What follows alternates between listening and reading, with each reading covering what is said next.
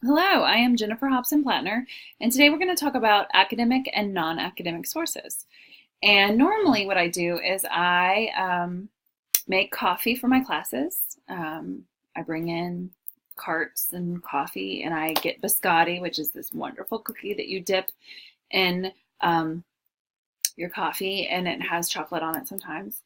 And I check out 100 books, and we get together and we decide, how do we know if something is an academic source or not, and why is it important? So there are, I do have a list on the board behind me, and we're going to go through that. But when you have a source or a website, there are three basic things that you need to do, and we're going to talk about those. The reason it's called History Coffeehouse Day is because in the original coffee houses, or the old school type coffee houses, the first one that I'd ever been in, there was coffee and there were books everywhere, and people were standing up and citing poetry, and so this is kind of book and coffee day together, in a more fun way to look at academic and non-academic sources. And so I have my coffee. And I wish I could make you coffee and bring you biscotti. I have one little bit left because I had to redo this recording. So it is a longer piece, and then you dip it in here, the biscotti, and it tastes like a cookie, but it's like a cookie spoon, but you get to eat it, and it's fantastic. And usually when I bring these to class, you can buy them at Kroger.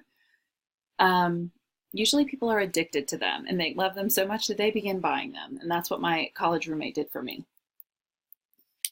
Okay, now we're ready. We have coffee and biscotti and some books.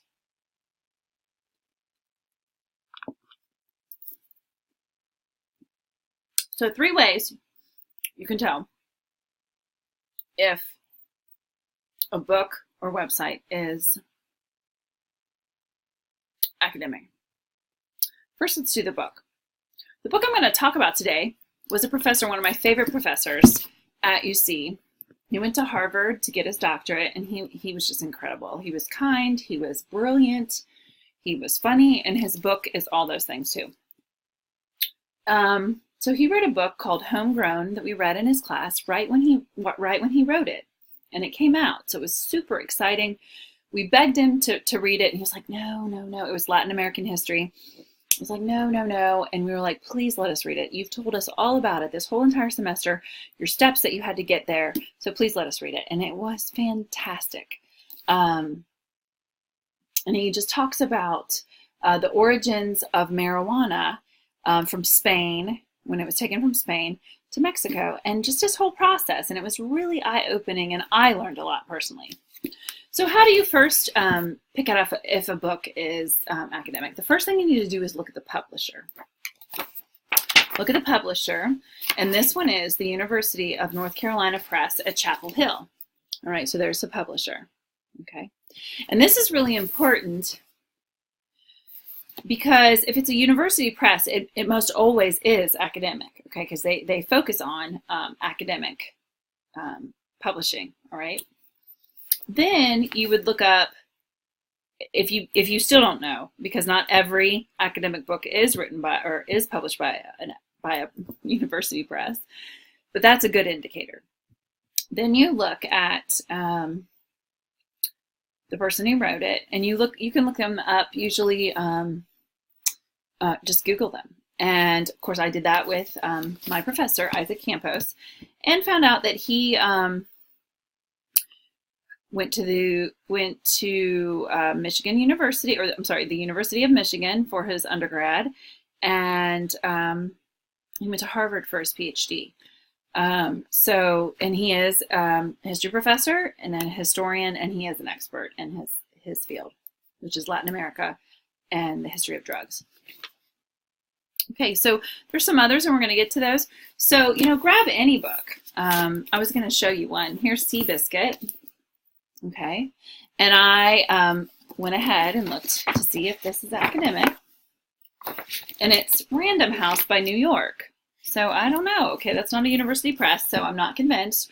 So then I Googled the author. Her name is Laura Hittenbrand, and I came to find out that she is an author, but she's a novelist.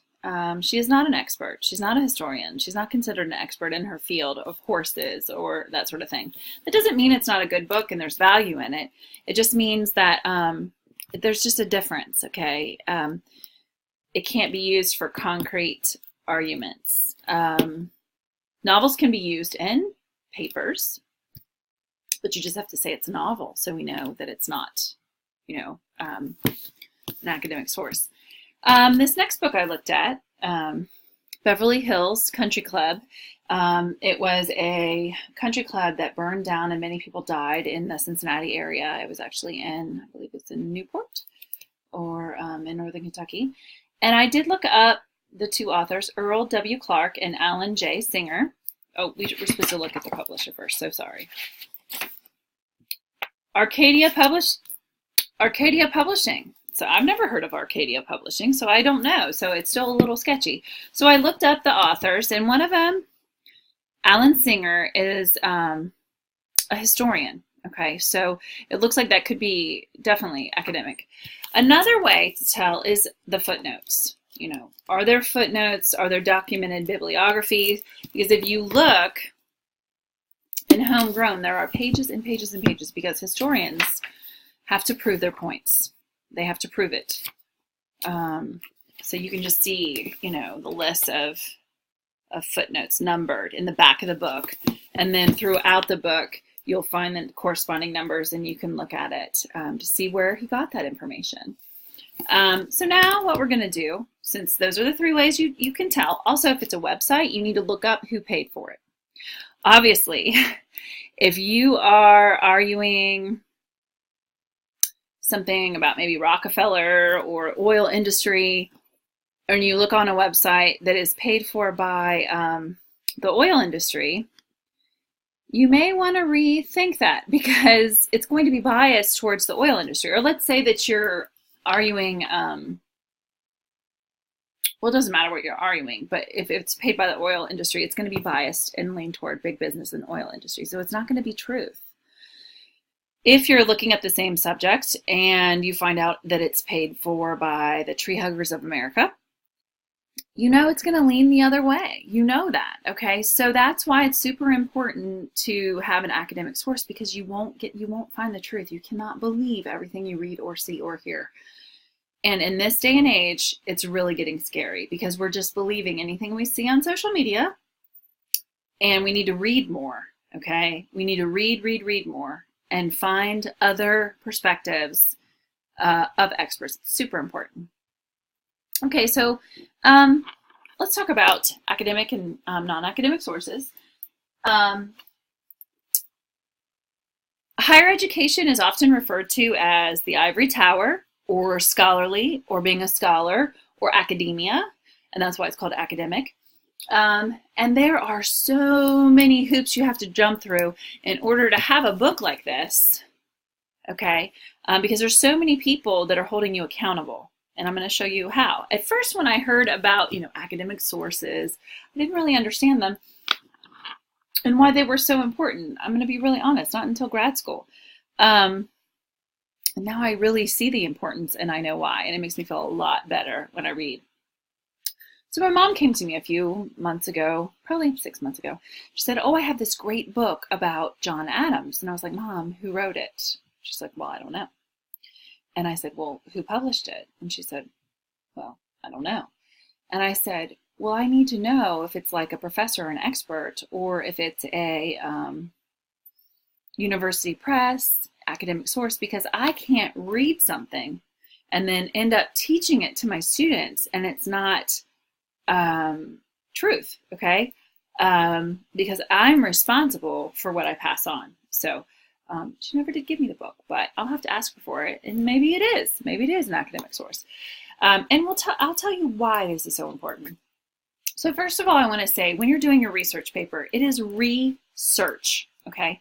Research it. I don't care if you have a point already about Abraham Lincoln or gun control or whatever I do teach a political science class as well, not just history. So I don't care what your point is. I want you to research because you might find something that tweaks your ideas or your belief system just a little or maybe a lot. I know when I've done research, it has just revolutionized my thinking, and that's what it's supposed to do. Okay, so it's supposed to be open-minded, searching for the truth. All right, so you need to research. That's why it's called a research paper. I don't want you to give me the opinions of your Uncle George from Thanksgiving, okay? Or, you know, at happy hour, what you talked about, your views on, you know, President Jackson, okay? I want you to research concrete facts, all right? That's what we want. That makes your paper a paper of integrity, and that's what I'm trying to teach you. As well as when you have an argument of any kind, it gives you an argument of integrity. Okay. So I learned this with Professor Campos. It was so awesome to just hear him talk about the different steps as he wrote his book. And he got some awards for his book. He was on NPR. He traveled all over, both to universities and to, like, I know he went someplace in Montana and just spoke to like a community that was thinking about what they wanted to do with, you know, legalization of marijuana. And there were so many things in this book that I was believing lies that aren't true. All right. And there's things in this book that I had no idea about. For instance, we always give Mexico this terrible rap. Oh, the United States had all these rules and legalization, you know, not making marijuana legal and all this different stuff. And actually, Mexico had laws before the U.S. did. So it's just really interesting to see the concrete facts written down. I really would encourage you to make sure that you're researching. Okay, so in order to be an academic source, you have to be an expert. And there's two ways to be an expert. You can be an expert by going to school, higher education. I know when you get your doctorate, you spend 10 to 20 years of education or more researching, you know, something for your doctoral dissertation, which usually turns into a book. But then as a professor, you also do other researching for the years that you are a professor as well. So because you're supposed to write a book. Let's see. Also an expert, let's say a man worked in a factory making cars for over 50 years. He could be considered an expert of the car industry because of the years and amount of knowledge that he came to know. So there are experts given to some people in different areas, not just education. Okay. They read archives. So what they do is they go into the archives. I remember Professor Campos told us that he went to both Spain, got in the archives about the history of marijuana, where the plant came from, and he also went to Mexico. So he went to archives all over the world in order to find the beginning, the truth, the primary source, back to the source. Okay. Let's see. Okay, so first he said that he wrote his first manuscript, and then it is sent to several experts, same and in the same field, professors all over the country, could be all over the world as well, all over the country, that would read his manuscript blindly. That means you don't know who's reading it. Then they make comments like, you need to prove this point, or tell us it's your opinion because you can't prove it. So they make all these critiques. And there's 10 to 20 people that read your manuscript. Okay, so there's 10 to 20 people. I'm going to get my little marker out. There's 10 to 20 people that, you know, say there's a problem. And the publisher goes back and says, you need to rewrite this, you need to prove this, you need to show us this, and you need to say that this is my opinion, because they want you to be as unbiased as possible. This is a truth. You know, this book needs to be based on truth. Then, after they publish the book and the fixes are made, or where the issues are, by experts that you don't know who they are, mystery experts, then you go to history conferences and you present all over. And so almost every single university has a history conference. I know UC does, and I presented a paper as a master's student there. But anyway, you get questions from panels, you get questions from professors. So when someone who writes a book and his was extremely successful. He went all over the United States and spoke as a conference speaker, and hundreds of people ask you questions and hold you accountable and make you prove your point. Where did you get that? How do you feel about that? Is that your opinion? Do you really think that you proved it properly? I mean, just this rigorous, all these questions. Then there's book reviews, and there could be, hundreds of book reviews, maybe 20, maybe 50, depending on the popularity, but maybe 100, okay? So there's all kinds of journals in history. There's U.S. journals, there's world history journals, there's, gender studies journals, there's all kinds of journals, okay? And in those journals, they ask professors or some grad students, master students, doctoral students, to write book reviews. So they'll read the book, they're an expert in the field, and they will pick it apart. They'll say, this author did this, this, and this. Well, I do not agree at all with what they said here, here, and here, and I would like to see more proof. So they are just picked apart by, so that this as you're writing, okay? This as you're going into this. Then you're invited as a speaker. He was invited oftentimes as a speaker that he told us about that was not academic, like community, a community meeting, or depending on what you wrote about, you were just invited to speak all over. And so they ask questions, and you have to prove your point. So they have to go through all these hoops in order to be published. And let me tell you something, like the worst thing you can do in academia is to fabricate something and lie. Because once you do, you're out. I don't know if you remember hearing about, the toxic water. I believe it was in, I want to say Michigan or Pennsylvania. And there was a professor who blew the whistle, a science professor, and said that the water is toxic. And so many of the professors that were in research and chemicals in water and land, they weren't blowing the whistle because it's really a competitive market to get like grants and stuff.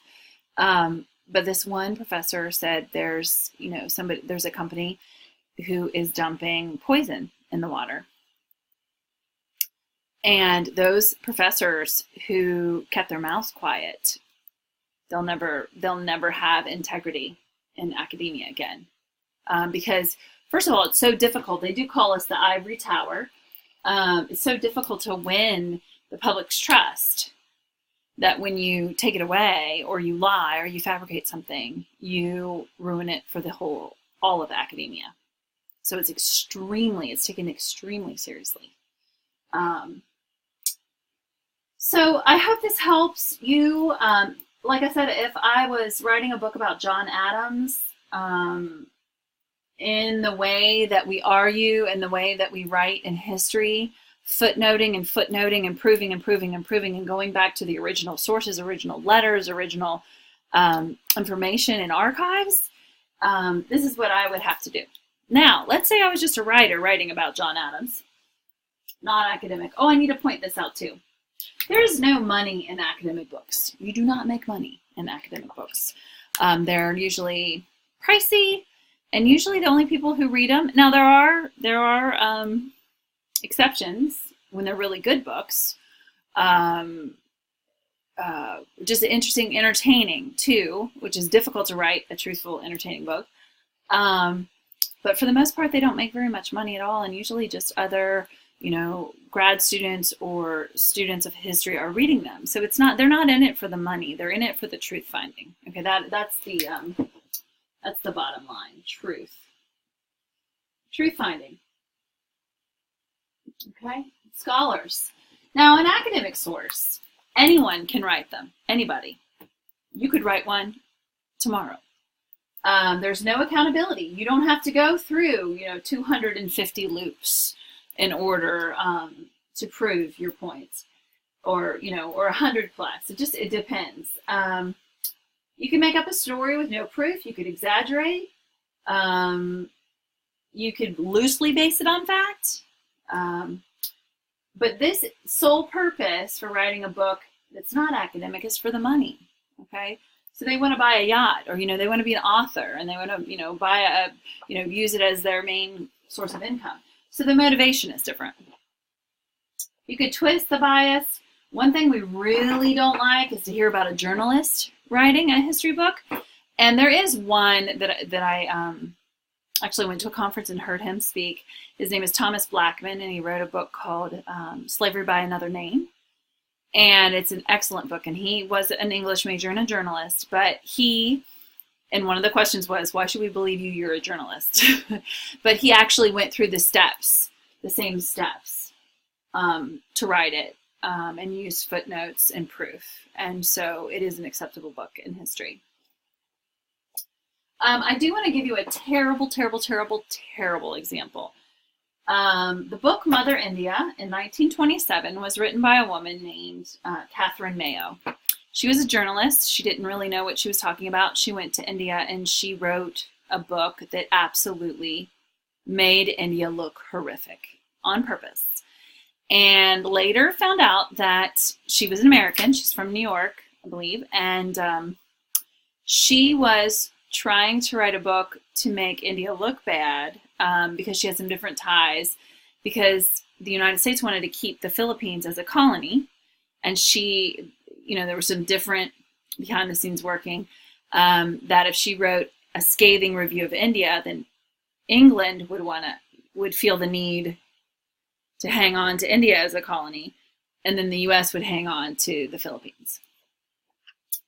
What was really sad is we read Mother India and The Spectre of Mother India, and they had excerpts and side by side, and we learned, which spectre means ghost, we learned that there were so many thousands of errors and lies, just not even truths, just twisted, exploited, made up. And the people who were maddest about this book, or most upset, were missionaries, because they're like, you're making the Indians look horrific in India. Do not go to India and mention Mother India, the book, or mention Mother India, because they are still angry about it. And the saddest part for me was most of what I knew about India came from this book, just through the society, through word of mouth, through stereotypes, and none of it was true. None of it was true. And so that's why we have to be so careful. So she wrote this book, scathing review. People read it all over the world and believed it and passed down bad, wrong information. And it was in 1927, and they're still trying to combat many of the stereotypes that just are not true, that were just thrown all over the world. So please don't believe everything you hear. You need to read and do research. Okay. All right. I think that's pretty much how you discern a academic source and a non-academic source. When we argue, whether it's day to day or if we're writing a paper, we need to make sure that our sources are sources of integrity. And we need to look past the website. We need to look past the book, and we need to see where it came from, why the person wrote it, the motive behind it. Like I said, this woman had a motive behind why she wrote what she wrote. All right, thanks very much. And I hope that helped you learn the difference between academic and non-academic sources.